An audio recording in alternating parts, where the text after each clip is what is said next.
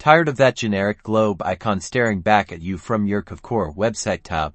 Let's fix that. Alright, first things first, log into your Kvcore platform and navigate to the Web IDX section. On the left-hand side of your dashboard, this is where the magic happens. Once you're in the Web IDX section, make sure you're on the Domain Settings tab. You should see a list of your connected domains. Find the domain you want to customize if you have multiple and click the Edit Settings button associated with that domain. This will open up the settings panel for that specific website.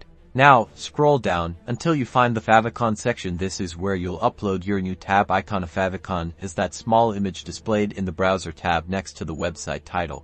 Click the Choose File or Upload Favicon button. This will open a File Explorer window on your computer. Select the image you want to use as your Favicon. Remember, it should ideally be a square image, and the recommended size is typically 16 by 16 pixels or 32 by 32 pixels for best results. PNG or ECO formats are generally preferred.